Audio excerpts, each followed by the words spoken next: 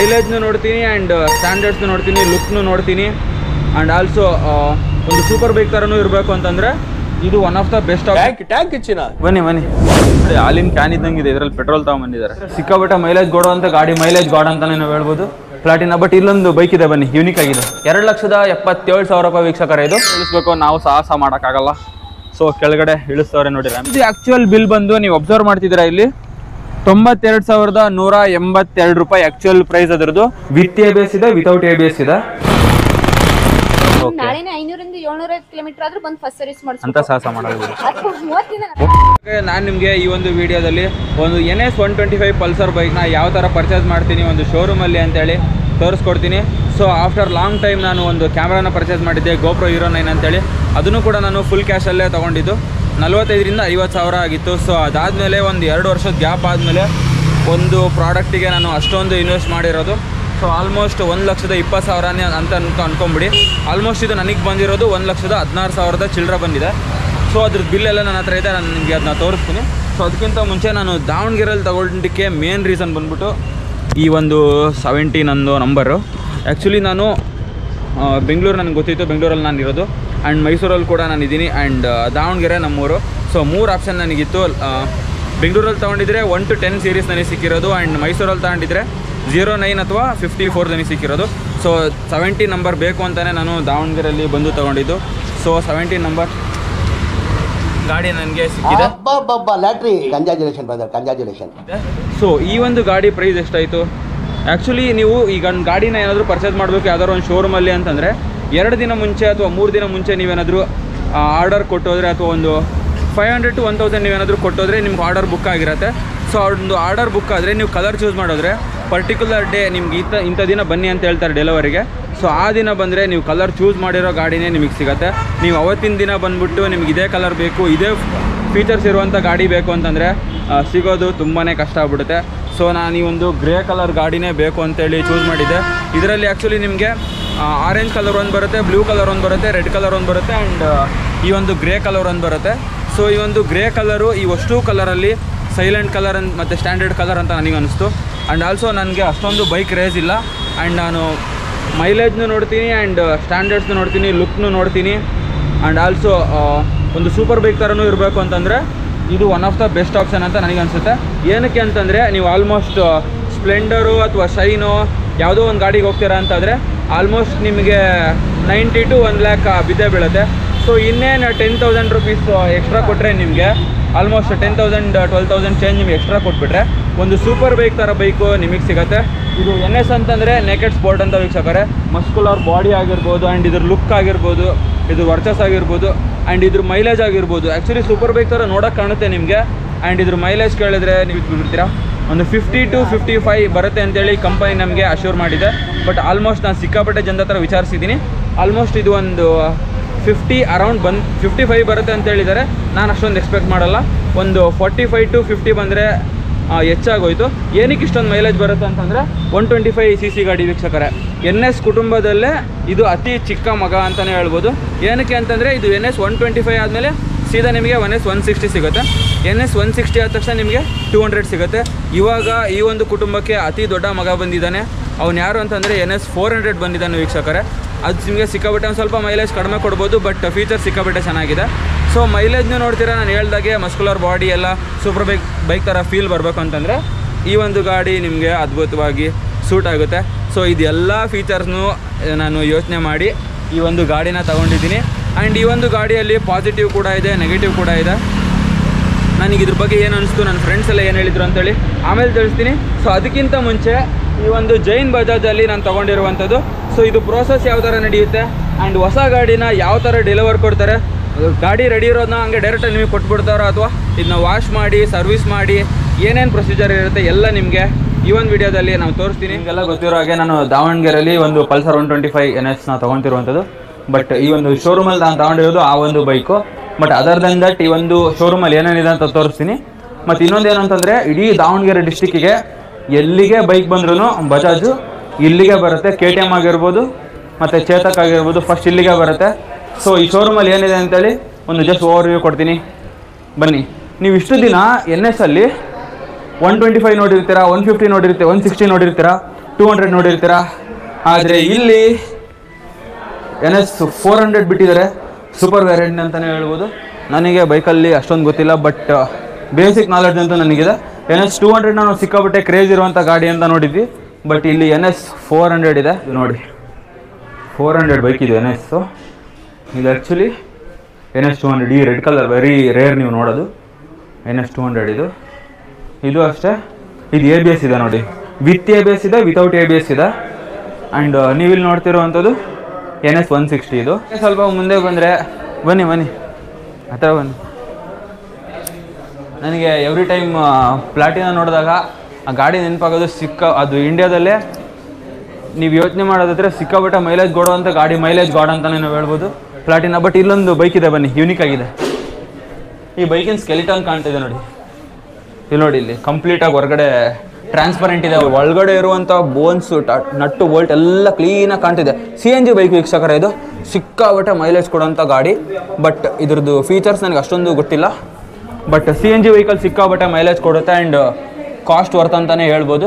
Seat ನೋಡಿ ಯಾವ ಥರ ಇದೆ, ಇದು ಈ ಥರನೇ ಇರುತ್ತೋ ಅಥವಾ ಕವರ್ ಮಾಡ್ತಾರಂತ ಗೊತ್ತಿಲ್ಲ. And observe ಮಾಡ್ತಿರ್ಬೋದು. ಓಕೆ ವೀಕ್ಷಕರೇ, ಇದು ಈ ಥರ ಇರೋದಿಲ್ಲ, ಫೈನಲ್ ಸ್ಟೇಜಲ್ಲಿ ಈ ಥರ ಕೊಡ್ತಾರೆ, ಕವರ್ ಆಗುತ್ತೆ ನಿಮಗೆ ಮೇಲ್ಗಡೆ. ಓಕೆ ವೀಕ್ಷಕರೇ, ಎವ್ರಿ ಟೈಮ್ ನಾನು ರೋಡಲ್ಲಿ ಎವ್ರಿ ಟೈಮ್ ಸ್ಪ್ಲೆಂಡರ್ ಆಗಿರ್ಬೋದು ಅಥವಾ ಶೈನ್ ಆಗಿರ್ಬೋದು ಅಥವಾ ಪ್ಯಾಷನ್ ಪ್ರೋ, ಪ್ಯಾಷನ್ ಪ್ಲಸ್ ಯಾವುದೇ ಕಂಪೇರ್ ಮಾಡಿದ್ರು ಇಂಡಿಯಾದಲ್ಲೇ ಮೈಲೇಜ್ ಗಾಡ್ ಅಂತ ಕರೆಸ್ಕೊಳ್ಳುವಂಥ ಪ್ಲಾಟಿನಾ ಕೂಡ ಇದು ಬಜಾಜ್ ಅವ್ರದ್ದೇ. ಹತ್ರ ಬನ್ನಿ, ಸಿಕ್ಕಾಪಟ್ಟೆ ಮೈಲೇಜ್ ಕೊಡುವಂಥ ಗಾಡಿ ವೀಕ್ಷಕರೇ. ಯಾರಾದರೂ ಸ್ವಿಗ್ಗಿ, ಝೊಮ್ಯಾಟೊ ಅಥವಾ ಡೆಲಿವರಿ ಏನಾದರೂ ಮಾಡ್ತೀರಂತಂದರೆ this is the best bike for India. And ನಾನು ನಿಮಗೆ ಆವಾಗಲೇ ತೋರಿಸಿದ್ದು NS series and normal Pulsar series. ಇಲ್ಲಿ ನೀವು ಅಬ್ಸರ್ವ್ ಮಾಡ್ತಿದ್ದೀರಾ, ನಾರ್ಮಲ್ ಪಲ್ಸರ್ ಸೀರೀಸಲ್ಲಿ ನಿಮಗೆ 125 ಕೂಡ ಇದೆ ಆ್ಯಂಡ್ 125, 150 ಆ್ಯಂಡ್ ಅಲ್ಲಿಗೆ ಹೋದರೆ 200 ಸಿಗುತ್ತೆ ನಿಮಗೆ. ಬನ್ನಿ ಮೇಲ್ಗಡೆ ಏನಿದೆ ಅಂತ ತೋರಿಸ್ತೀನಿ. ಸೊ ನಾನು ಇವಾಗಿರೋದು ಗ್ರೌಂಡ್ ಫ್ಲೋರಲ್ಲಿ, ಮೇಲೋಗಿ ತೋರಿಸ್ತೀನಿ ಬನ್ನಿ. ಆ್ಯಕ್ಚುಲಿ ಲಿಫ್ಟಲ್ಲಿ ಹೋಗ್ಬೋದು, ಬೇಡ. ಈ ಫ್ಲೋರಲ್ಲಿ ನಿಮಗೆ ಕ್ಯಾಶ್ ಕೌಂಟರ್ ಇದು. ನೀವೇನಾದರೂ ಬಂದು ಇಲ್ಲಿ ಪರ್ಚೇಸ್ ಮಾಡಿದ್ರೆ ಕಂಪ್ಲೀಟ್ ನಿಮಗೆ ಕ್ಯಾಶ್ ಪ್ರೊಸೀಜರ್ ಆಗಿರ್ಬೋದು ಅಥವಾ ಬಿಲ್ಲಿಂಗ್ ಪ್ರೊಸೀಜರ್ ಆಗಿರ್ಬೋದು ಕಂಪ್ಲೀಟ್ಲಿ ಇಲ್ಲೇ ನಡೆಯುತ್ತೆ. ಆ್ಯಂಡ್ ಮೇಲೆ ಇನ್ನೊಂದು ಸೀನ್ ಇದೆ, ಬನ್ನಿ ತೋರಿಸ್ತೀನಿ. KTM ಬೈಕೆಲ್ಲ ಇದೆ, ನಮಗೆ ಸಿಕ್ಕಾಪಟ್ಟೆ ಖುಷಿ ಆಗುತ್ತೆ ಅಂತ ಸೂಪರ್ ಬೈಕ್ಸ್ನ ನೋಡಿದಾಗ. ಸುಸ್ವಾಗತ ವೀಕ್ಷಕರೇ. ಓಕೆ ವೀಕ್ಷಕರೇ, ಇಷ್ಟೋ ತನಕ ನೀವು ನೋಡಿದ್ದು ಕೆಳಗಡೆ ಪಲ್ಸರ್ ಸೀರೀಸ್ ತೋರಿಸ್ದೆ ಅಥವಾ ಫ್ರೀಡಮ್ ಸೀರೀಸ್ ತೋರಿಸ್ದೆ. ಸೊ ಈ ಒಂದು ಶೋರೂಮಲ್ಲಿ ಸೆಕೆಂಡ್ ಫ್ಲೋರಿಗೆ ಬಂದರೆ ನಿಮಗೆ ಈ ಥರ ಸೂಪರ್ ಬೈಕ್ಸ್ ನಿಮಗೆ ಸಿಗ್ತಾ ಹೋಗುತ್ತೆ. ಸೊ ಈ ಒಂದು ಸೂಪರ್ ಬೈಕ್ಸ್ನ ಬಗ್ಗೆ ನನಗೆ ಅಷ್ಟೊಂದು ನಾಲೆಡ್ಜ್ ಇಲ್ಲ, ಬಟ್ ಇನ್ಡೆಪ್ತಾಗಿ ಕೇಳ್ತಾ ಹೋಗೋಣ. ಯಾಕಂದರೆ ನಾನು ನಿಮಗೆ ಕೆಳಗಡೆ ಇರುವಂಥ NS ನಾರ್ಮಲ್ ಸೀರೀಸ್ ಎಲ್ಲ ತೋರಿಸ್ತಾ ಹೋದೆ. ಸೊ ಇಲ್ಲಿ ಸೂಪರ್ ಬೈಕ್ ಸೀರೀಸ್ ಇದೆ ವೀಕ್ಷಕರೇ. ನೀವು NS ಸೀರೀಸಲ್ಲಿ 125 ಸ್ಟಾರ್ಟ್ ಆಗುತ್ತೆ, ಬಟ್ ಈ ಒಂದು KTM ಸೀರೀಸಲ್ಲಿ ನಿಮಗೆ ಸ್ಟಾರ್ಟ್ ಆಗುವಂಥದ್ದು 160 cc ಇಂದ ಸ್ಟಾರ್ಟ್ ಆಗುತ್ತೆ, ಅಪ್ ಟು ಟಿಲ್ 390 ಅಂತ ಹೇಳಿದ್ರಲ್ವ, 390 cc ವರೆಗೂ ಸಿಗುತ್ತೆ ವೀಕ್ಷಕರೇ. ಇದನ್ನು ಟಾರ್ಕ್ ಅಂತಂದರೆ ಇದು ಸ್ಪೀಡಿಗಾರು ನೀವು ಯೂಸ್ ಮಾಡ್ಬೋದು ಆ್ಯಂಡ್ ಆಲ್ಸೋ ಸ್ಟೈಲಿಶ್ ಪರ್ಪಸ್ ಆಗಿರ್ಬೋದು, ಆ ಥರದಕ್ಕೆ ಯೂಸ್ ಮಾಡ್ತಾರೆ. ಮೈಲೇಜ್ಗೆ ಏನಾದರೂ ನೀವು ಹೋಗ್ತೀರ ಅಂತಾದರೆ ಈ ಗಾಡಿ ನಿಮಗಲ್ಲ. ಓಕೆ, ಬಟ್ ಇದ್ರದ್ದು ಲುಕ್ಕು, ಇದ್ರದ್ದು ವರ್ಚಸ್ಸು ಬೇರೆ ಗಾಡಿ ನಿಮಗೆ ಕೊಡಲ್ಲ. ನಾನು ಇದುವರೆಗೂ ಬೈಕ್ನ ಜಾಸ್ತಿ ಪ್ರಮೋಟ್ ಮಾಡಿಲ್ಲ ವೀಕ್ಷಕರೇ. ಬರೀ ಪ್ಲೇಸಸ್ ವಿಸಿಟ್ ಮಾಡ್ತಿದ್ದೆ ಆ್ಯಂಡ್ ವ್ಯಕ್ತಿಗಳ ಜೊತೆ ಇಂಟ್ರ್ಯಾಕ್ಟ್ ಮಾಡ್ತಿದ್ದೆ ಅಥವಾ ಸಿಕ್ಕಿದವ್ರ ಜೊತೆ ಮಾತಾಡ್ತಿದ್ದೆ. ಬಟ್ ಫಸ್ಟ್ ಟೈಮ್ ನಾನು ಬೈಕ್ ಬಗ್ಗೆ ಜಾಸ್ತಿ ವಿಚಾರ ತಿಳ್ಕೊಳಕ್ಕೆ ಹೋಗ್ತಿದ್ದೀನಿ. ನೋಡೋಣ ಬನ್ನಿ. ಇದು ಆನ್ ಆಗಲ್ಲ, ಬ್ಯಾಟ್ರಿ ತೆಗ್ದಿದ್ದಾರಂತೆ. ಏನು ಕಾಸ್ಟ್ ಇದು? 277 ಆಗುತ್ತೆ. 277, 2,77,000 ರೂಪಾಯಿ ವೀಕ್ಷಕರೇ. ಇದು ಆನ್ ರೋಡ್ ಪ್ರೈಸ್ ಅಲ್ವಾ ಇದು ಹೇಳಿದ್ದು? ಇದು ಬೇರೆ ಬೇರೆ ಡಿಸ್ಟ್ರಿಕ್ಟ್ಸಲ್ಲಿ ಡಿಫ್ರೆನ್ಸ್ ಆಗ್ತಾ ಹೋಗುತ್ತಲ್ವಾ? ಅಬ್ಸರ್ವ್ ಮಾಡ್ಬೋದು. TFT ಡಿಸ್ಪ್ಲೇ ಸಿಗ್ತಾ ಇದೆ, ಬ್ಲ್ಯಾಕ್ ಡೀಸೆಂಟ್ ಕಲರ್ ಇದು. ಆ್ಯಂಡ್ KTM ಅಲ್ಲಿ ಜಾಸ್ತಿ ಫಸ್ಟ್ ಬಂದಿದ್ದ ಕಲರು ಈ ಥರನೇ ಅಂತ ಹೇಳ್ಬೋದು. ಅಲ್ಲಿ ಕಲರ್ ಡಿಫ್ರೆನ್ಸ್ ಆದರೆ ಪ್ರೈಸ್ ಏನೋ ಡಿಫ್ರೆನ್ಸ್ ಆಗುತ್ತಾ? ಸೇಮ್ ಇರುತ್ತೆ. ಓಕೆ ವೀಕ್ಷಕರೇ, ಈ ಒಂದು KTMನ ಸೌಂಡ್ ನೋಡೋಣ. ಸರ್ ಆನ್ ಮಾಡಿ ತೋರಿಸಿ ಸರ್. ಇದು ಆನ್ ಮಾಡ್ತೀರಾ? ಓಕೆ ವೀಕ್ಷಕರೇ, KTM ಒರಿಜಿನಲ್ ಸೌಂಡ್ ನೀವು ಅಬ್ಸರ್ವ್ ಮಾಡ್ತಿದ್ದೀರಾ? ರೈಸ್ ಮಾಡಿ.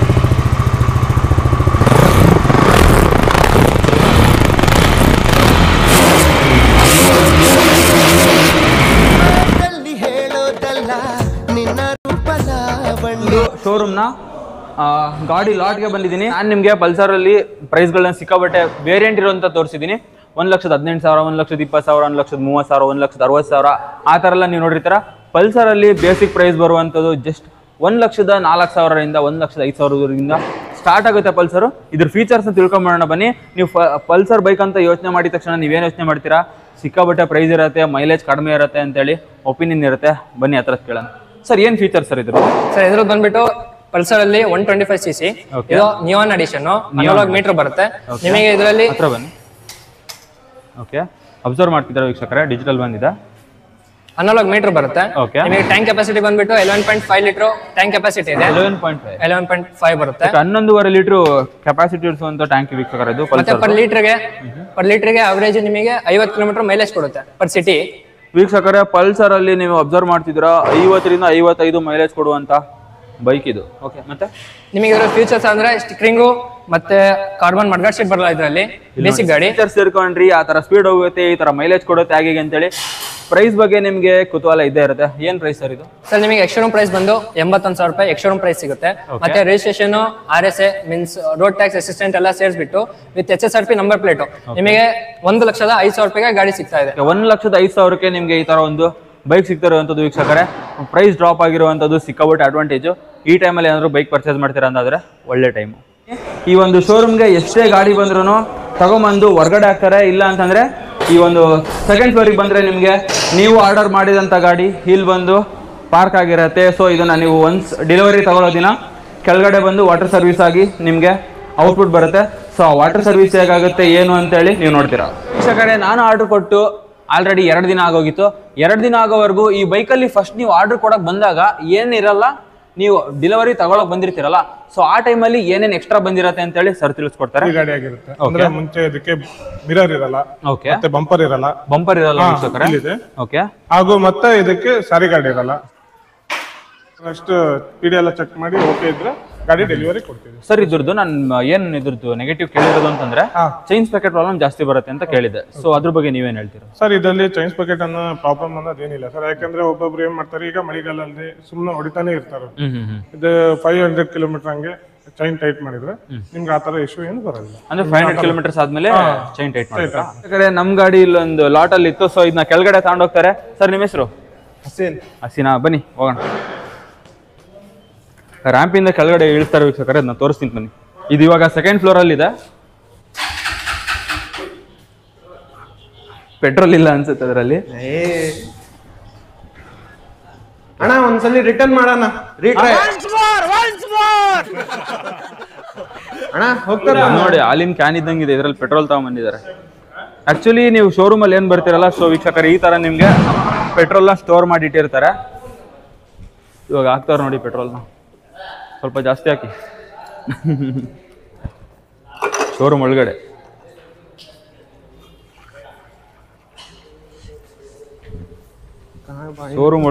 ಪೆಟ್ರೋಲ್ ಹಾಕೋದನ್ನ ನೋಡ್ತಿದ್ರು. ಓಕೆ ವೀಕ್ಷಕರೇ, ಈ ಒಂದು ಇಷ್ಟೋ ತನಕ ಪಾರ್ಕ್ ಮಾಡಿದಂತ ಲಾಟ್ ಇಂದ ಕೆಳಗಡೆ ಬರ್ತಾ ಇದೆ. 30 ಇಂದ 45 ದಿನ 500 ಕಿಲೋಮೀಟರ್. ಸೆಕೆಂಡ್ ಸರ್ವಿಸ್ 240 ದಿನ 4,500ರಿಂದ 5,000. ಥರ್ಡ್ ಸರ್ವಿಸ್ 360 ದಿನ 9,500ರಿಂದ 10,000. ನೀವು ನಾಳೆನೇ 500 ಇಂದ 750 ಕಿಲೋಮೀಟರ್ ಆದ್ರೂ ಬಂದು ಫಸ್ಟ್ ಸರ್ವಿಸ್ ಮಾಡಿಸಿ ಅಂತ ಸಾಹಸ ಮಾಡಲ್ಲ ಬಿಡಿ. 30 ಇಂದ 45 ದಿನದೊಳಗೆ 500 750 ಕಿಲೋಮೀಟರ್ ಆಗಿಲ್ಲ ಅಂದ್ರೆ ಈ ಟೈಮಿಗೆ ಬಂದು ಫಸ್ಟ್ ಸರ್ವಿಸ್ ಮಾಡಿಸಿ. ಓಕೆ ಓಕೆ, ಯಾವ್ದು ಬಸ್ ಬರುತ್ತೋ ಅದಲ್ವಾ? ಓಕೆ, ಡೇಸ್ ಬಂದ್ರೆ ಡೇಸ್. ನೋಡಿ ವೀಕ್ಷಕರೇ ಈ ತರ ಇದೆ.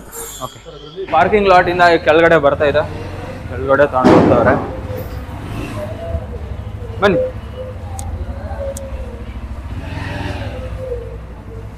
ಇಲ್ಲಿ ಇಳಿಸೋದೇ ಮೇನ್ ಇರೋದು.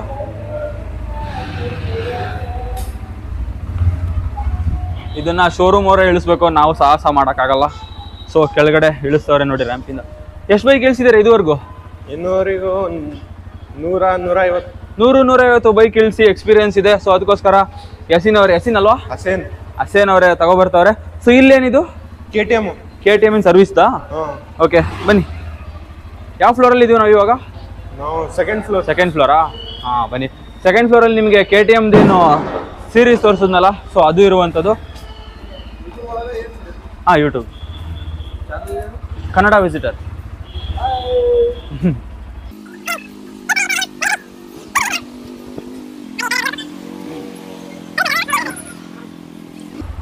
ಓಕೆ ವೀಕ್ಷಕರೇ, ನಾನು ಹೇಳಿದಾಗೆ ನಿಮಗೆ ಶೋರೂಮಿಂದ ಬೈಕ್ ಬಂದ ತಕ್ಷಣ ಆಚೆ ನಿಮಗೆ ಫಸ್ಟ್ ವಾಟರ್ ಸರ್ವಿಸ್ ಮಾಡಿ ನಿಮಗೆ ಡೆಲಿವರಿ ಕೊಡ್ತಾರೆ. ಸೊ ನಮ್ಮ ಬೈಕಿಗೆ ಇವಾಗ ವಾಟರ್ ಸರ್ವಿಸ್ ಮಾಡಿಸ್ತಾರೆ. ಬನ್ನಿ ಮೆತ್ತಗೆ ಹೋಗೋಣ. ನಾರ್ಮಲ್ ವಾಶ್ ಕೂಡ ಇದೆ, ಹಾಗೆ ಲಿಕ್ವಿಡ್ ಸೋಪಿಂದು ವಾಶ್ ಕೂಡ ಇದೆ. ಸೊ ಅಡ್ವಾಂಟೇಜ್ ತೊಗೊಳ್ಳೋಣ, ಲಿಕ್ವಿಡ್ ವಾಶ್ ಅದನ್ನೇ ಮಾಡಿಸ್ಬಿಡೋಣ. ಅದು ಅದೇ ಫೋರ್ಸಲ್ಲೇ ಬರೋದಾ? Normal forces. ಓ ಉಯ್ ಹೆವಿ ಆಯ್ತಪ್ಪ ಫೋರ್ಸು. ಓ ವಾಶ್ ಮಾಡಿದವ್ರೆ. ಇದು ಸ್ಟಿಕ್ಕರ್ ಇತ್ತಲ್ಲ, ತೆಗ್ದಿದ್ದೀರಾ? ತೆಗ್ದಿದ್ದೀರಾ?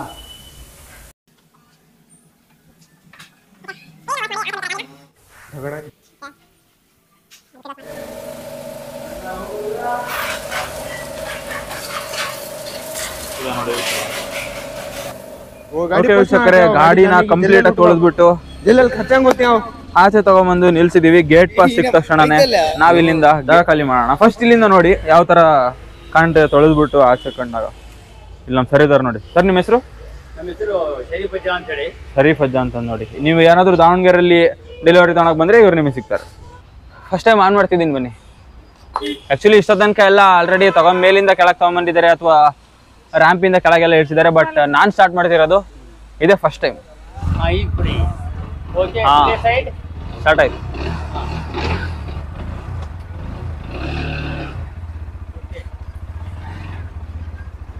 ದಾವಣಗೆರೆಯಲ್ಲಿ ನಾನು ಜಾಸ್ತಿ ಇಲ್ವೇ ಇಲ್ಲ. ಬೆಂಗಳೂರು, ಮೈಸೂರು, ದಾವಣಗೆರೆ 3 ಊರಲ್ಲೂ ಓಡಾಡ್ತೀನಿ. ಸೊ ನಾನು ಡೆಲಿವರಿ ತಗೊಂಡಿರೋದು ದಾವಣಗೆರೆಯಲ್ಲಿ. ಸೊ ಇದನ್ನ ಗಾಡಿ ಓಡಿಸೋದು ಮೈಸೂರಲ್ಲಿ. ಓಕೆ ವೀಕ್ಷಕರೇ, ಆಕ್ಚುಲಿ ನಿನ್ನೆ ನನ್ನ ಗಾಡಿ ತಗೊಂಡಿದ್ದು, ಬಟ್ ಅದಕ್ಕೆ ನಂಬರ್ ಪ್ಲೇಟ್ ಹಾಕಿರ್ಲಿಲ್ಲ. ನಿನ್ನೆ ಆಕ್ಚುಲಿ ಹಾಕೊಡ್ತೀವಿ. ಎವ್ರಿ ಟೈಮ್ ಅವತ್ತಿನ ದಿವಸ ಅವತ್ತೇ ಹಾಕೊಡ್ತೀರಲ್ವಾ? ಹೌದೌದು. ನಿನ್ನೆ ಏನಕ್ಕೆ ಸಿಗ್ಲಿಲ್ಲ? ಹಬ್ಬ ಇತ್ತು ಅಂತಲ್ವಾ? ಹಬ್ಬದ ಇತ್ತು. ಗಾಡಿ ಭಾರಿ ಡೆಲಿವರಿ ಇದ್ದ ಕಾರಣ ಹಾಕಿದ್ದಿಲ್ಲ. ಇವತ್ತು ಹಾಕ್ತಾ ಇದ್ದೇವೆ. HSRP ನಂಬರ್ ಪ್ಲೇಟ್ ಅನ್ನು ಇದಕ್ಕೆ ಹಾಕ್ತಿದ್ದೇವೆ. ಓಕೆ. 17 HV ಹಿಂದ್ಗಡೆ ಲಾಕ್ ಮಾಡಿದ್ದ. ಓಕೆ, ಲಾಕ್ ಮಾಡ್ತೇವೆ ಇವಾಗ. ಓಕೆ, ಆಮೇಲೆ ಯಾವ ತರ ಹಾಕ್ತಾರೆ ನೋಡಿ. ಇದು ಕಟ್ ಮಾಡ್ತೀರಾ ಅದನ್ನ? ಹೌದೌದು, ಕಟ್ ಆಗುತ್ತೆ.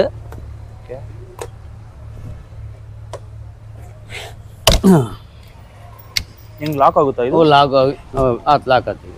ಓಕೆ ಓಕೆ, ಇವಾಗ ಪಕ್ಕ ಕಾಣುತ್ತೆ ಗಾಡಿ.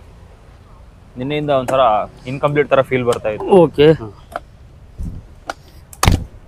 ಇದೇನದು ಕಟ್ಟಿ ಗ್ರಿಪ್ ಮಾಡ್ಕೊಂಡು ಆಮೇಲೆ ಕಟ್ ಮಾಡೋದು? ಹೌದು ಸರ್, ಹೌದು ಸರ್, ಲಾಕ್ ಆಗುತ್ತೆ. ಓಕೆ, 2 ಸೈಡ್ ಇದು ಮಾಡ್ಬಿಟ್ಟು ಕಟ್ ಮಾಡ್ತೀರಾ? ಹ್ಞೂ ಸರ್. ಹಿಂದ್ಗಡೆ ಈ ತರ ಇರುತ್ತೆ? ಹೌದು ಸರ್, ಹೌದು ಸರ್, ಹೌದು ಸರ್. ಗಾಡಿಗೋಸ್ಕರ ಎಲ್ಲದು ಆಯ್ತು. ಯಾವುದಿದೆ ನೋ ಅಬ್ಜೆಕ್ಷನ್, ನೋ ಕಂಪ್ಲೇಂಟು.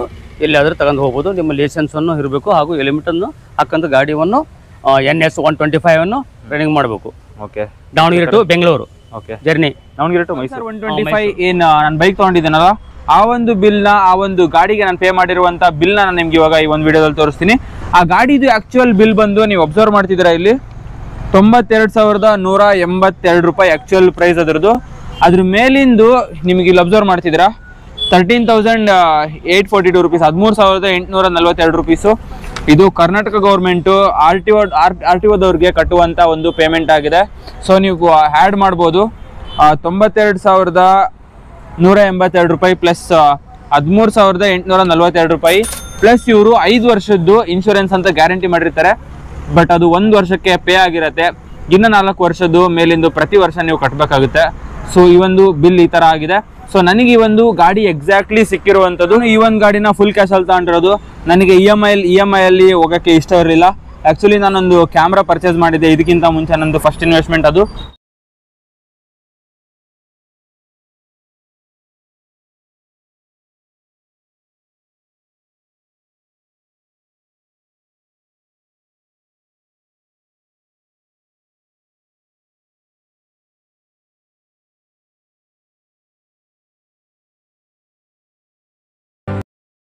ಈ ಒಂದು ಯೂಟ್ಯೂಬಿಗೆ ಬರಲಿಕ್ಕೆ. ಸೊ 50,000 ರೂಪಾಯಿ ನಾನು ಅದನ್ನು ಕ್ಯಾಮ್ರಾಗೆ ಇನ್ವೆಸ್ಟ್ ಮಾಡಿದ್ದೆ. ಅದನ್ನು ಕೂಡ ನಾನು ಫುಲ್ ಕ್ಯಾಶ್ ಎಲ್ಲ ತೊಗೊಂಡಿದ್ದು. ಸೊ ಫುಲ್ ಕ್ಯಾಶ್ ಅಲ್ಲಿ ತಗೊಂಡ್ರೆ ನಮಗೆ ಪ್ರೆಷರ್ ಇರೋದಿಲ್ಲ, ಇ ಎಮ್ ಐ ಕಟ್ಟಬೇಕು ಅದು ಇದು ಅಂತೇಳಿ. ಸೊ ಅದಕ್ಕೋಸ್ಕರ ಫುಲ್ ಕ್ಯಾಶಲ್ಲಿ ಹೋಗೋದು ತುಂಬಾ ಒಳ್ಳೆಯದು ಅಂತ ನನಗನ್ಸುತ್ತೆ. ನೀವೇನಾದರೂ ಯಾವುದಾದ್ರೂ ಒಂದು ವಸ್ತುನ ಡ್ರೀಮ್ ಇಟ್ಕೊಂಡು ತೊಗೋಬೇಕು ಅಂತಂದರೆ ಅದನ್ನು ಇ ಎಮ್ ಐ ಅಲ್ಲಿ ತೊಗೊಳೋದ್ಕಿಂತ ಫುಲ್ ಕ್ಯಾಶಲ್ಲೇ ತೊಗೊಳ್ರಿ. ನಿಮಗೆ ಒಂದು ಸ್ಯಾಟಿಸ್ಫ್ಯಾಕ್ಷನ್ ಇರುತ್ತೆ. ಈ ಒಂದು ಗಾಡಿ ನಂದು, ಈ ಒಂದು ವಸ್ತು ನಂದು ಅಂತೇಳಿ. ಸೊ ನಾನಿಲ್ಲಿ ಪೇ ಮಾಡಿರುವಂಥ ಬಿಲ್ ನೀವು ತೋರಿಸ್ತಿದ್ದೀನಿ. 53,892 ರೂಪಾಯಿ ನಾನು ಫೋನ್ಪೇ ಮಾಡಿದ್ದು. ಆ್ಯಂಡ್ 48,000 ರೂಪಾಯಿ ನಾನು ಕ್ಯಾಶಲ್ಲಿ ಕೊಟ್ಟಿದ್ದು. ಇನ್ನು 15,000 ನಾನು ಅಡ್ವಾನ್ಸ್ ಪೇ ಮಾಡಿದ್ದೆ. ಸೊ ಇದೆಲ್ಲ ಸೇರಿ ನನಗೆ ಯೂಟ್ಯೂಬರ್ ಅಂತೇಳಿ 1,000 ರೂಪಾಯಿ ನನಗೆ ಡಿಸ್ಕೌಂಟ್ ಸಿಕ್ತು. ಸೊ ಅದು ಬಿಟ್ಟರೆ ನನಗೆ ಕಂಪ್ಲೀಟ್ ಓವರ್ ಆಲ್ ಫಿಗರ್ ಹೇಳೋದಾದರೆ 1,17,000 ರೂಪಾಯಿ. ಇದು ಆ್ಯಕ್ಚುಲಿ ದಾವಣಗೆರೆಯಲ್ಲಿ ತಗೊಂಡ್ರೆ ನಿಮಗೆ 1,17,000 ರೂಪಾಯಿ ಆಗುತ್ತೆ. ಇದೇ ಗಾಡಿನ ನೀವು ಮೈಸೂರಲ್ಲಿ ತಗೋತೀರಾ ಅಂತಂದರೆ 1,13,000 14,000 ರೇಂಜಲ್ಲ ಇರುತ್ತೆ.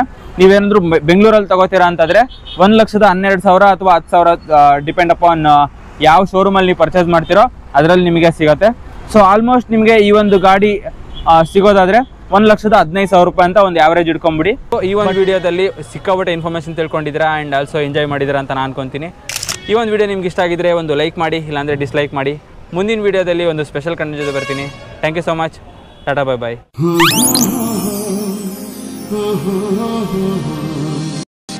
La la la la la la la la la